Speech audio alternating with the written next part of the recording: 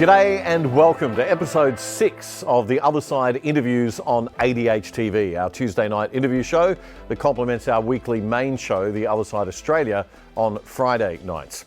I'm Damian Coory, and my guest tonight is a senior academic, author and former ministerial policy advisor who cares deeply about Australia and its future. Dr Scott Prasser is the former Chief of Staff for the Immigration Minister in the Fraser government and a senior advisor to 3 federal cabinet ministers from 2013 to 2019, covering portfolios of education and regional health and development. Scott has also served in senior academic roles at 5 universities across 4 states and territories, and he's published extensively on politics and across a wide range of policy issues. Since retiring from government in 2019, you have written extensively, Scott. We've got 2 of the books right here, and you're being prolific again, I understand. You've got 2 more books in the works for this year. That's right. We've got a book coming out about oppositions, another book about the coalition from 2013 to 2022, and about basically tragedy without much success. Yeah, so tell me a little bit about that one first of all, because I mean we've seen some pretty seismic shifts in what's happening inside the Liberal Party in the past couple of weeks. The Moira Deeming episode, which we talked about the show on Friday night, very, very important stuff. And I think a turning point for a lot of people who've been hopeful that there might have been able to be change within the Liberal Party without having to go outside the party. But for Conservatives and for classical Menzian type Liberals, it does seem now as though the party is drawn a line in the sand and said, well, we are going to be a centre-left party almost at this point. Well, I think the coalition government from 2013 to 2022 was basically 9 years of wasted opportunity. They got into office, and I was working in that government, and to me it didn't have a strategy for anything. It was just day-by-day reaction to the media and to the opposition and to what the latest fad was. So over and over and over again, for example, everyone in the Liberal Party complains about the ABC, but there was no strategy ever to do anything about it. Just changing the board directors is not attacking or attaching the ABC. When we got into government about school funding, it was befuddledness for about 3 years before they worked out what they wanted to do. And certainly there's the problem. And over again, to me, the Liberal Party evacuated the areas and gave it up to the other side. And that's what I think happened on climate change, on school issues, on the ABC, and a whole stack of things across the whole policy arena. The Liberal Party, the coalition, basically gave up the fight and took the easy route. Probably driven by the media teams in their own offices, probably driven by the media reaction to everything. That's what I think was a great 9 years of lost opportunity. I stole a line from Professor James Allen in the show on Friday night, and he basically said that, I think someone in the audience of an event recently that we were at asked him to why doesn't the Liberal Party stand up on things? And he said, well, you have to have a backbone to stand up. And this seems to be the issue. I think you've hit the nail on the head with the abdication of the role of a classical Liberal Party, that they are basically allowing the left to set the agenda and then reacting fearfully and timidly to that rather than owning the narrative, as people call it now, and driving an agenda. You felt that, I mean, that's been the feeling from the outside, but you were there. I was inside government all the time, and we're trying to say, why don't we say this issue? Now, people say, look, climate change, that's what we've all got to agree to, but my view about that is the electorate never heard an alternative viewpoint about things. Right. Now, if you only hear one thing all the time in the media and one thing in the press and one thing at universities, then you're going to say, oh, that must be right. There was never a counter-narrative, a clever counter-narrative. Look, John Howard said it quite correctly the other day. There's nothing wrong with what the Liberal Party stands for, just that people have got to say it. And people weren't saying it. So over and over again, the Liberal Party and the government didn't want to articulate their point of view. They were afraid of being attacked. And you're seeing it in the LNP in Queensland. Why is the LNP in Queensland only won 1 election in 12? Just think about it. 1 election in 12. I don't think that's a great success story. And what amazes me, people who keep having political failure keep sticking to the same political poor strategy that leads to more political failure. In Queensland, the LNP went along with the treaty arrangements and so on being proposed by the Palaszczuk government. Now they think that's being really smart and appealing to the middle ground, but many, many people are angry about that. And why wasn't the Liberal Party articulating a different point of view? It's not a racist point of view, it's a different point of view, explaining that this is really a silly idea. It's going to cost a lot of resources, it's going to tie up the country, and it's going to lead to some sort of censorship of what people can say and do. Where was the Liberal Party? Where was the LNP on that issue? And same what's been happening in Victoria. If you read Moira Deming, the upper house Liberal member who's now been sort of expelled, if you read her maiden speech, it is a reasonable speech articulating a point of view. It's not extreme. She's not extorting people should attack abortion clinics or anything like that. It's a very reasonable speech, and she was on the front of Parliament House with some protesters defending women. The Liberal Party has kicked out a person who's defending women. Are you kidding me? No, you must be kidding me. It really was quite a turning point for me, because I've been having debates with people for the last sort of 6 months on whether the party can be fixed from the inside or the outside, and I'm hopeful. I believe that the minor parties have fundamental organisational issues, right? That they need to professionalise before they're going to be a viable force. The Liberal Party has that professionalism and the structure, but and I was hopeful that we might, maybe we all need to go back into the Liberal Party, get all the conservative sort of thinking people or classical. I mean, I consider myself to be a classical Liberal. I ran with the Liberal Democrats at the last election. Get everybody back into the fold. Let's change the organisation, use the organisational structure. I don't think it's going to work anymore. I mean, this for me was a turning point. I don't think it's possible to bring the Liberal Party back to its traditional values now. And I'm now agreeing with all the people who've been saying that, and I've been arguing with, that it really is over.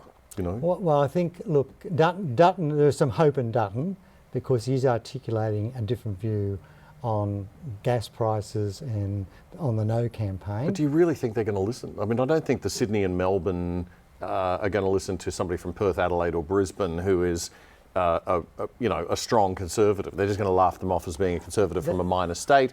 And sorry, but our Sydney and Melbourne inner city perspective is going to dominate this party now. Well, I think almost you're right that we're back to where we were in the 1930s, where the United Australia Party, fell apart, and they got decimated at the 1943 election. Billy Hughes was the leader, believe it or not. Yeah. They kicked Menzies out. He was on the back bench. And Menzies realised that the United Australia Party really couldn't be revived. It was the dominant Conservative Party, just right. But not the United Australia Party of Clive Palmer. No. This is the original Conservative Party. It had been in office for 1932 to 1941, lost office, ALP gained.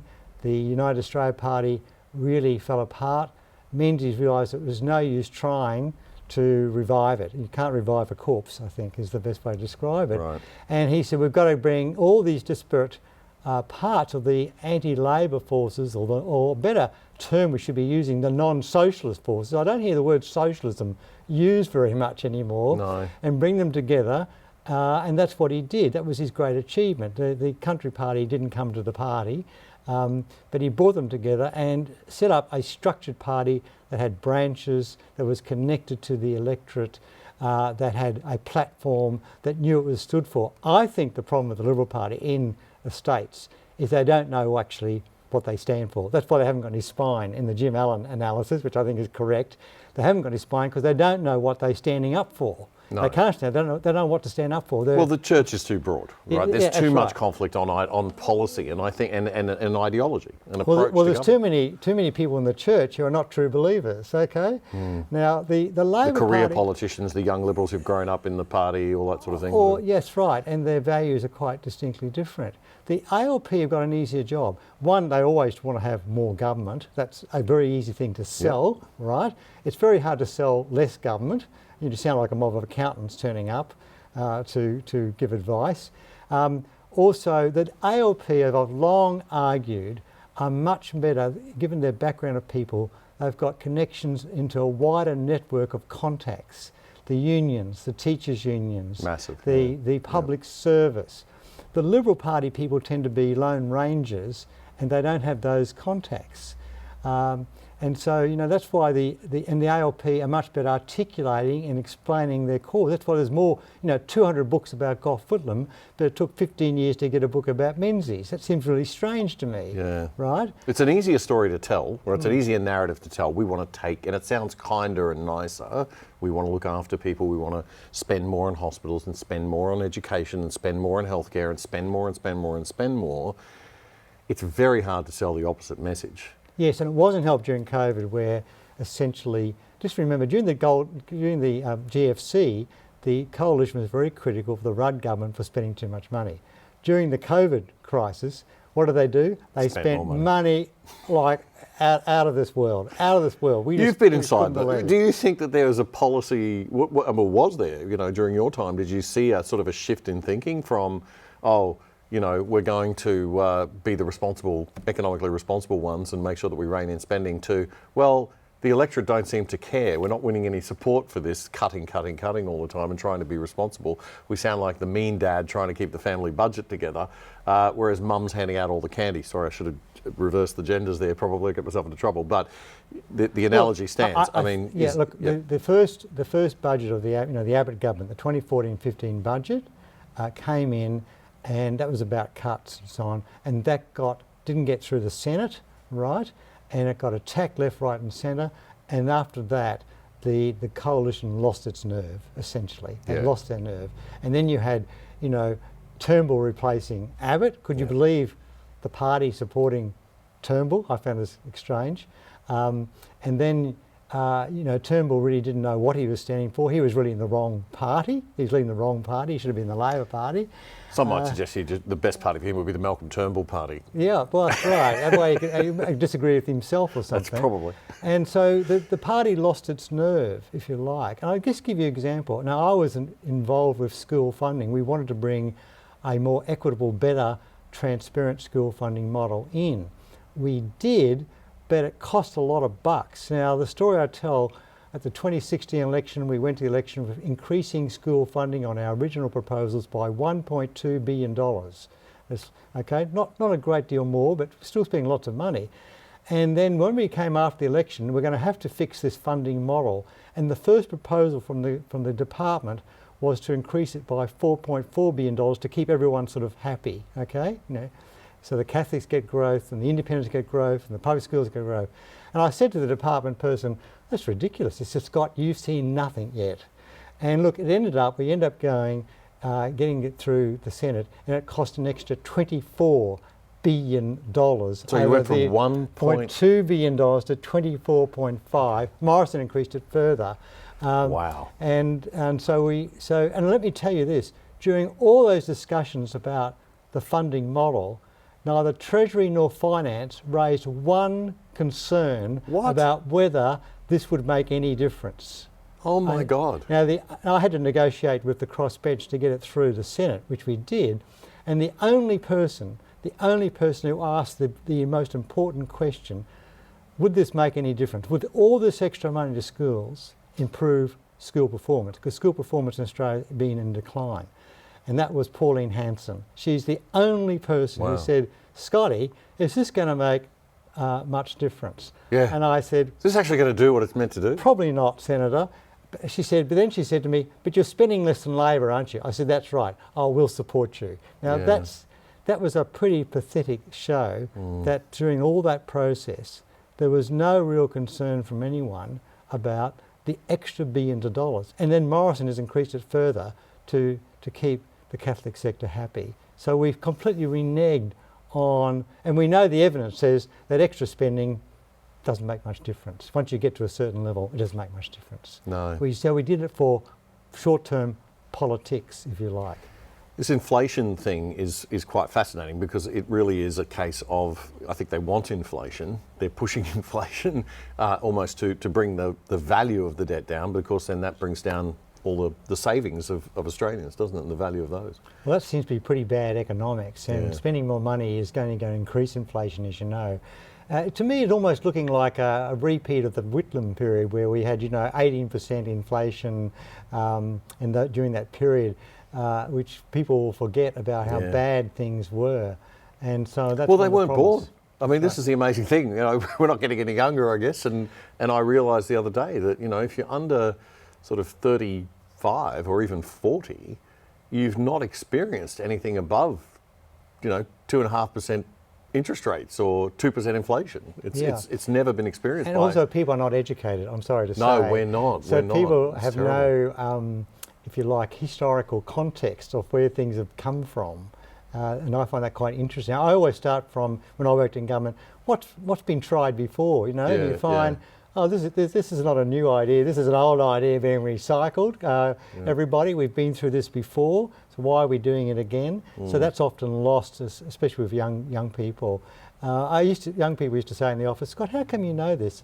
And I did used to say, a little bit arrogantly, I'm better educated than you. Which is partly true. We're not allowed to say that anymore, but this is the thing, right? It's almost like we're not allowed to say, look, some people are better educated than other people. We just shut up and listen to them. We can say that, except people don't like the flack that we'll get from it. And we're seeing this at universities where, you're not allowed to write or negative comments on an assignment, which might be a load of rubbish, okay? I'm glad you're smarter than me, and I want you in the government. That's right. That's how I feel about it. Then I don't have to think about it. Yeah. But we're not getting that capacity, I don't think, through the system, and definitely not through the political parties because of this trend to career politics. Yeah, I think that's one of the problems. There's too many politicians who've not had experience out there in the real world. Now, at least Peter Dutton has been a policeman, at least he knows what dealing with people are like.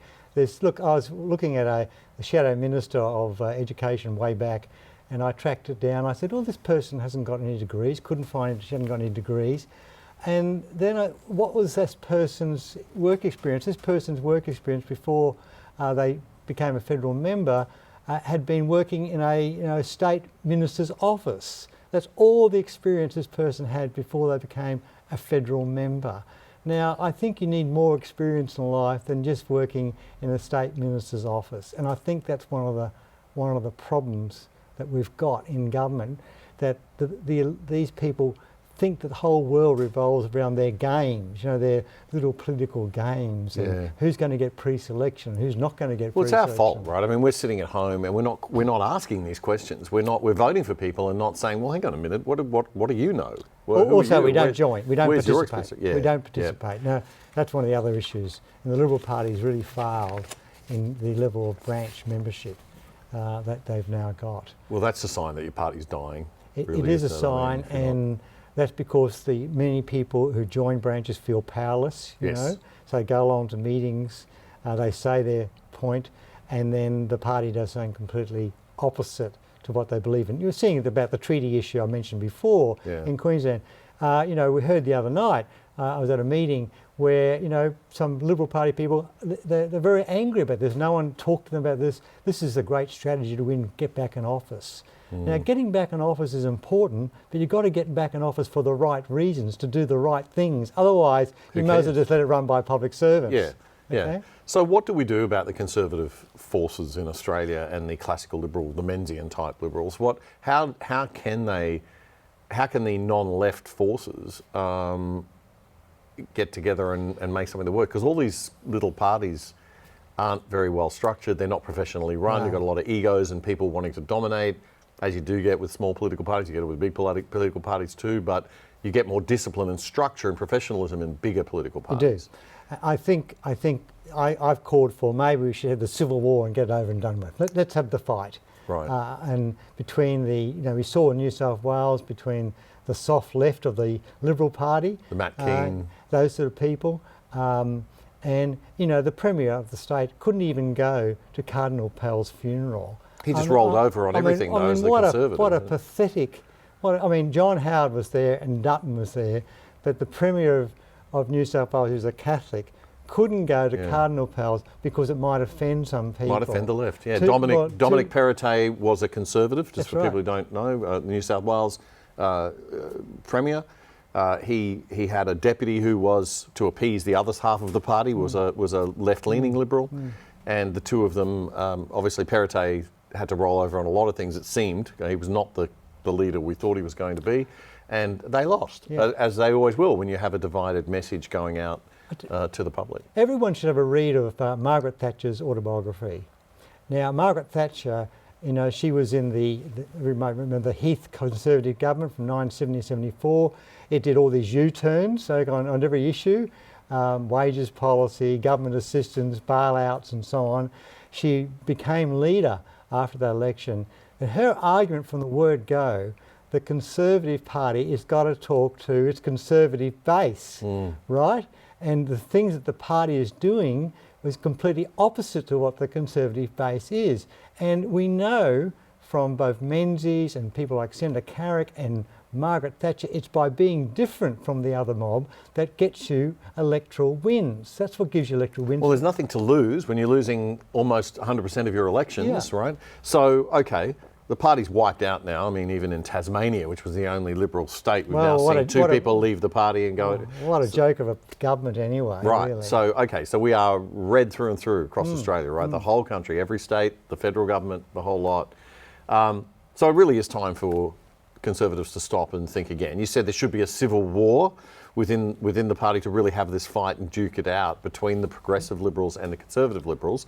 But isn't the war over? It's been won by the progressive Liberals, no, right? not necessarily, because look, let's look at like what happened. But you can't get in. The Conservatives can't get in. They're being blocked at the gate. They've got to, you know, war is ongoing, okay? No one ever wins things So you're forever. not giving up yet? So look at what happened to the Liberal Party when Whitlam Labor government got into power.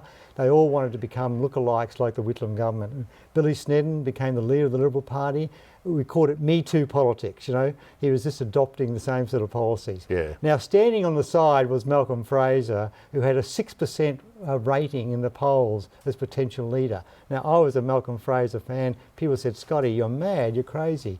But what did Fraser do? He had a different stand on issues, and he, you know, had that steel to become the leader, and he won through. Unfortunately, he didn't stick to that sort of approach once he got into office, as we all know. But there is either we have a complete crash and recreate a new party, and you're right about the minority parties. They're not the answer. They're a symptom of the problem, if you like, of what we've got, and they're disparate. And I don't dislike some of the things that they say or do. They're fine. But they're not gelling with the electorate. And you saw that with Campbell Newman when he stood as an LM candidate. He got no traction at all.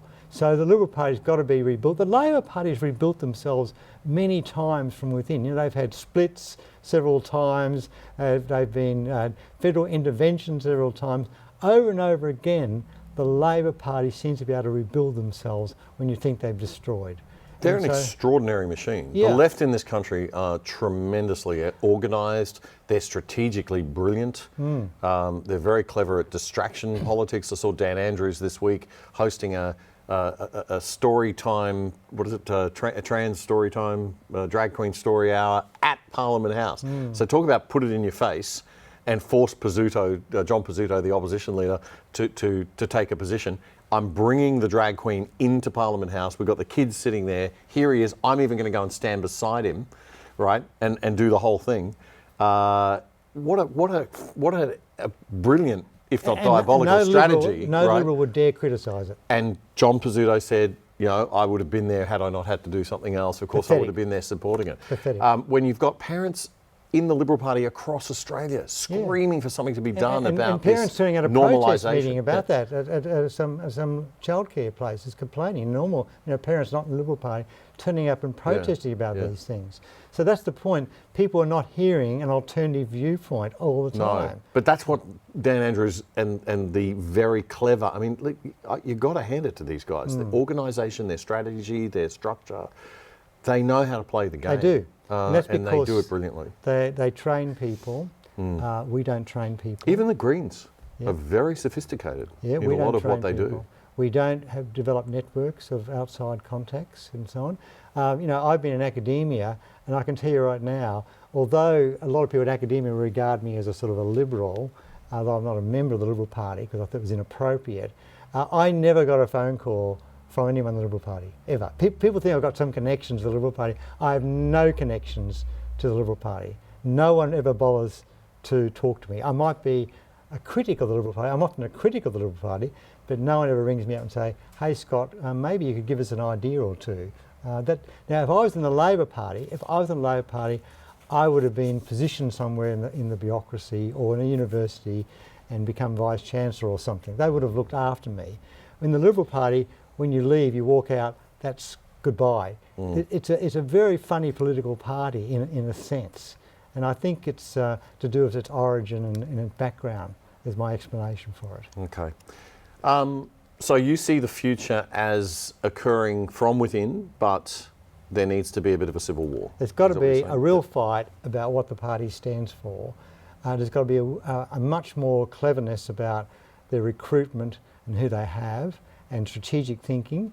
And they've got to develop arguments that, you know, for example, on all But the incumbents have control and they're keeping anybody who's a threat to their personal political careers out, right? I mean, they're not going to let anyone into the club. Well, my hope is that things will get so bad. It's pretty bad now. I know. This is, when do we get bad? How bad is bad? You know, when you've got no one in Parliament. Yeah, I was saying a few years ago it was bad. Yeah. So my hope is things will get so bad that there will be a ground shift. That's my hope. There is a phenomenon in crisis management where people run around inside organisations long after they're dead thinking it's still alive and they're still somebody, right? And I think that's the phenomenon we're seeing in the Liberal Party now, especially in Western Australia where they were completely obliterated. You know, you still have this idea that, I'm still important because I'm still the state president of the Liberal Party, but the Liberal Party's nothing now. You know, it's like being the CEO of Enron. Well, it's like the progressives, which I hate, by the way, progressives. That means the rest of us must be reactionaries or something. And I'm a pretty reformist sort of person. But the so-called progressives in South Australia, now I wouldn't mind if the progressives, Liberals in South Australia were a great success story, but they're not a great success story. No. You know, they had one term recently in state politics after a long term out of state politics. They're losing federal seats.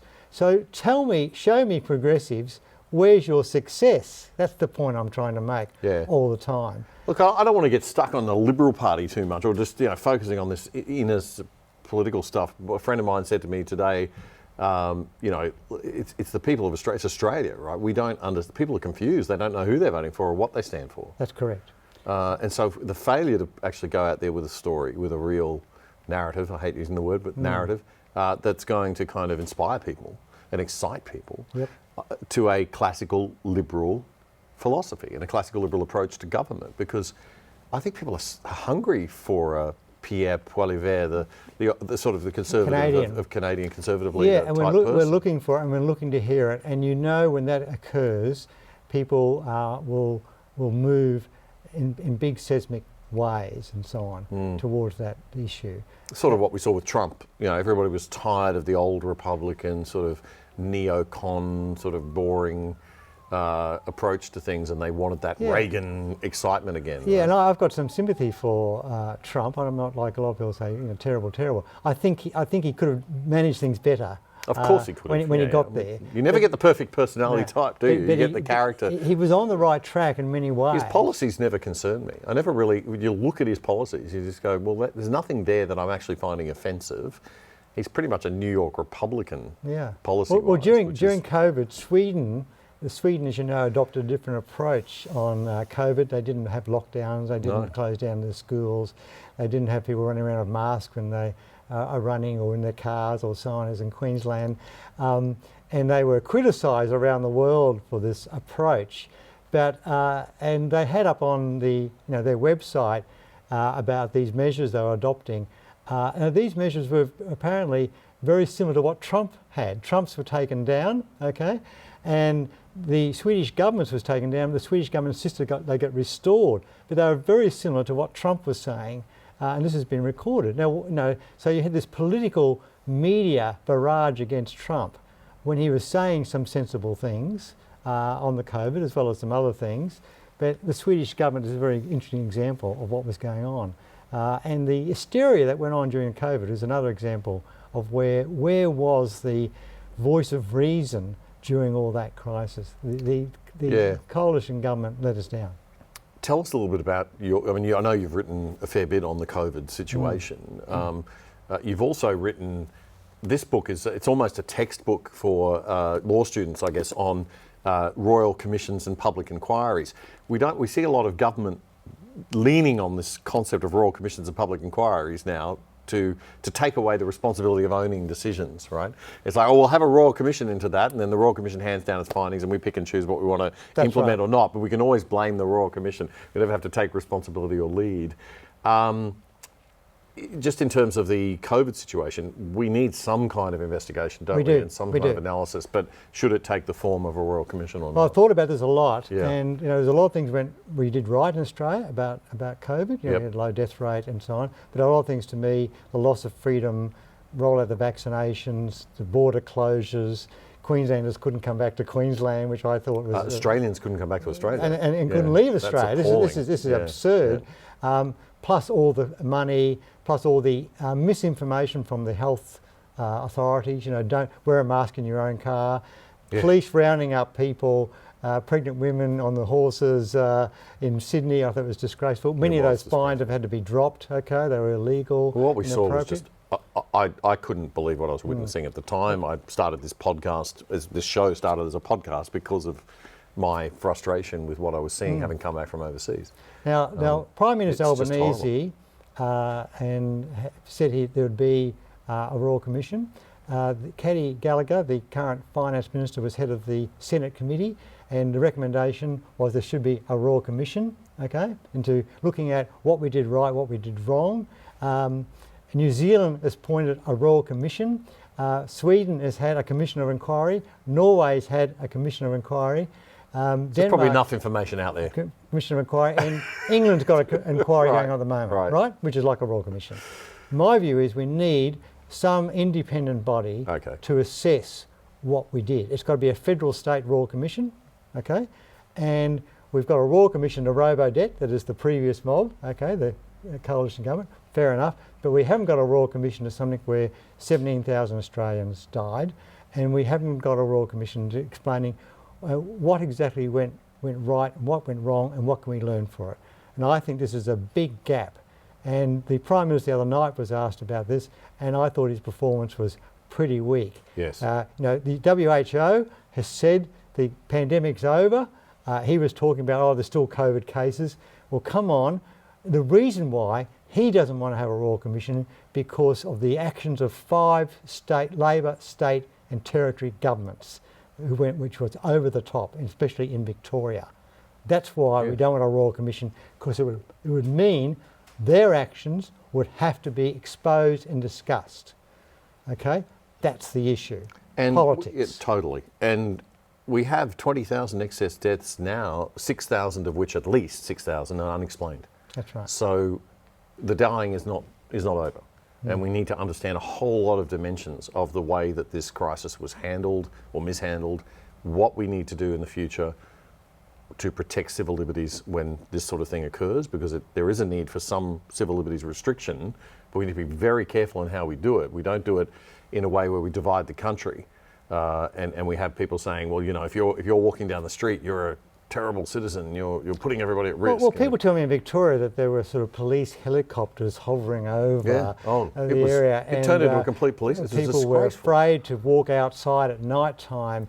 There are cases in New South Wales where nurses coming home from their duties going to do shopping were arrested by the police, for goodness sake. Nurses coming home from work. From aged care facility. After doing the work on the front line for COVID. And there's all sorts of stories like that which are just ridiculous. And so where was the great Australian individual spirit? It seemed to be missing. We seem to conform so easily. Now I have to accept, I was a non-conformist, except when I got on an aeroplane and had to wear a mask. That's about it. But I went to shops where I didn't wear a mask, and the shops accepted me. Okay. But Scott, we aren't this. We have this image of ourselves as being the great, rugged individualists in Australia. It is a myth. It is a myth. Australians are the most law-loving, rule-loving society, right? We love rules. I didn't realise this till I lived abroad and came back. It was like, whoa, when we implement a rule, we enforce it. Yeah. And that's good in a way, but it's also dangerous if we're going to have cameras every 100 metres on the roads, if we're going to have that spy inside your car what you're doing with your own hands inside your car, and then government sending you 4-figure fines as a result of those sorts of things. And the other thing, the anti-corruption bodies that we've set up in Australia, now the review that was done by the Queensland anti-corruption body by Ian Callum, former High Court judge, and Professor Nicholas Aroney of the University of Queensland, said 70%, something like 70% of the complaints were basically revengeful, tittle-tat stuff, right? So instead of tackling crime, it's been a place where people, dob in a mate who got a promotion or a headmaster whose kid got a prize and so on. So it's led to that tittle-tat atmosphere of people being careful what they say. And I'm involved with been a survey recently which has come out that people feel quite comfortable, talking at home about politics, religion, all that sort of stuff, talking with their friends over dinner, that's fine. But at work, a large proportion of people are now afraid to express a viewpoint. And some firms, like we're seeing on the No campaign, or supporting Yes, are explicitly pushing a line in the office about a range of different things. Oh yeah. Now, what do you do? Do you say something? Now, if you're someone like me who's retired, I can say whatever I want and I couldn't care. Yeah. Now, I'm involved in a professional association and I'm the only person, everyone else are senior public servants. You're the only one who can speak out. I can speak out. And I say, look, I don't agree with what you're doing, and you can't complain to my boss because I don't have a boss. You can't go off my salary because I don't have a salary. But they can come after you. They can still come after you. Oh, that's what scares me. I don't mind. I don't mind that. And the problem is, we're living in a culture, and it is cultural, right? And you talked about education. So we've got what's happening in secondary schools and universities, now primary schools, with the messages that are being sent to the young, very young. We've got problems with media because we have a closed shop in media. Even this show is seen as some sort of extreme right-wing thing, and it's like, hello? I'm doing the same journalism today I was doing in 1980 when I was a journalist, if you call it journalism or commentary. So this is not an extreme, we don't present extreme views on this show. But you turn on the television and it's like a whole bunch of stuff is now just a given. Like it's a given that transgenderism is real. There's no debate about the biological realities. There's no debate about the political realities or social realities or anything. Barry Humphries said that transgender is just a fad. Okay, that's what he said. Yeah. People adopt it because they want to, be provocative. Well, I think for a large number of people it is, and it may be real for that 0.07%, right? Yeah. And we should be very kind and respectful. But drag queen story hour, how did we get to parading men dressed up as women, and not even dressed up? Sorry, it's an offence to women to say that that's dressed up as women, right? This is men dressed in a dame, classical theatrical dame style from British panto. Almost. This is a particular phenomenon. And in the context of a pantomime, that might be funny and the kids can laugh at it. But when you've got people actually turning up and then sexualising that. Yes. I've been involved I've done a couple of pantos in my day, not as the dame, but I know that there's a very clear effort made in British pantomime that you don't sexualise anything because the children are there, so everything is kept very, and the sexual references are meant to fly over the kids' heads, and there's little nuances for the adults for a bit of a giggle, but it's nothing like what we're seeing, now with this. You've got to think about your gender when you're 4 years old, or you think about your sexuality when you're 4 years old. But I digress. Anyway, so that's the cultural thing. Then you've got we've got the media, we've got education. And the church, right? So that the main influences, and the family, the other one that the left attack is the family unit and the family influence. How do we turn this ship around if you can't even, if you want to get a message out, you have to make your own media almost? Well, there's the social media. There's how John Howard did it by using radio stations and going over the. John Howard wasn't Mr. Popular, as you know. No, he was Mr. 18%. Right? Okay, remember 18%. Most of us would have given up, but he didn't. That's the point I'm making. Yeah, Fraser 6%. And I think you know, during all that stuff, we had the Black Lives Matter and all that sort of thing, I didn't hear one speech from the Liberal Party putting that in context. Okay, I think a couple of major speeches articulated at the right venue and well promoted could draw a line in the sand on all of these things, and there'd be a big hooray out there in the electorate. There would be. Okay, you know, I talked to a lot of people in the electorate, not party people, anything like that, and they say, Scott, when are they going to represent us? You know, when are they going to represent us at all, and so on. And that needs a lot of thought. It needs a lot of intellectual thought and intellectual argument to do it. The universities, we give up on the universities, but the universities in a way are destroying themselves.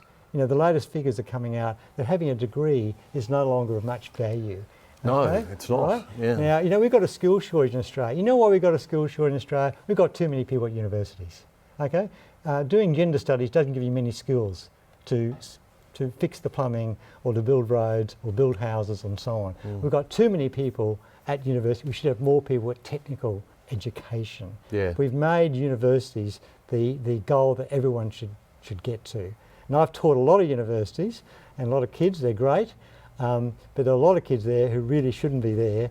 They should be at a different level of institution. That's what I think about universities. And universities are just a big business trying to make money. So we bring international students in, some who can't speak English properly, who fudge their courses, and the pressure on academics not to fail people is very, very strong. Is very, very strong.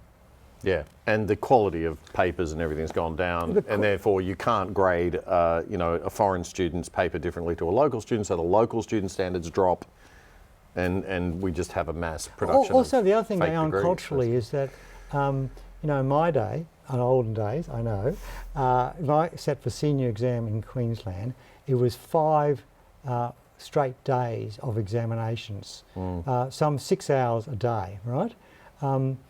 Today, if you give a student a 2-hour exam, that's very stressful, Mr. Prasser. We'll get over it, okay? Yeah. See what I'm getting at? The sort of resilience factor. The resilience is not there. They talk about resilience endlessly, but it's not there. We're not encouraging resilience. Yeah, so just coming back to the solution to all of this, in terms of professional structure, in terms of party history, in terms of you know, having the guts and not being the Liberal Party, does that mean the National Party is perhaps a possibility as an answer for all of this? And should the one state where they've united, the Liberal and National Party, is Queensland, was that a mistake? Well, at one term it ended that constant Civil war, you know, at election time, who's going to be the Premier, you know, that asked the two leaders. And I've worked for Liberal state ministers and for National Party state ministers, and I've worked for a federal National Party. I did have some hope that the National Party federally had some potential, because one of the arguments is the inner city vote is different from the outer-lying suburban vote, right? And the regional vote. And this is where the National Party have got a lot of strength. And the National Party haven't lost the seats like the Liberal Party has, and the National Party has had some constancy in their views and policy. They're the first ones to come out on the no issue, didn't they? They came out very quickly. You know, one member resigned because he couldn't cope with the majority decision. Oh, they've got their own issues, and they've got their own. And they've had some turnover of leaders. Yeah. What they don't have is an intellectual argument for their cause. There's got to be an intellectual discussion and a philosophy. I call it a philosophy to have. The first thing that's got to be done is the Liberal Party and the coalition. What is the principles on which we're on about? Start from the principles, then you can develop the policy, and then you can play the politics. But they've got those. You look at the website, it says here are the values of the Liberal Party, and they read brilliantly.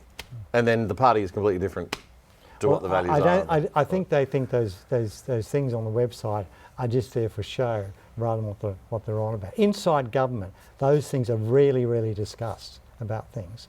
Really, really discussed about those issues. So the LNP in Queensland, it has stopped the fight between the two wings of the coalition, or the coalition parties. But to me, philosophically, it hasn't worked out what it's for. It's going for the easy shots on the Palaszczuk government about, you know, things not being performing and projects that are not costing too much and so on, but it's not really going for the wider things. They're going for the easy solutions, and my view is they're not going to win the next election on this matter. No, they've got to stand for something at some stage. Yeah. Scott, thank you very much for taking the time to talk to us. I really appreciate you coming and visiting us at the other side in our studios, and I hope to have you back sometime soon. I think this should be called the right side. Thank you very much. Yeah, well, yes, it would be good. Just at the moment, we're happy to be there at all, having a different conversation than the dominant conversation that we're hearing, or the no conversation at all that we tend to be hearing.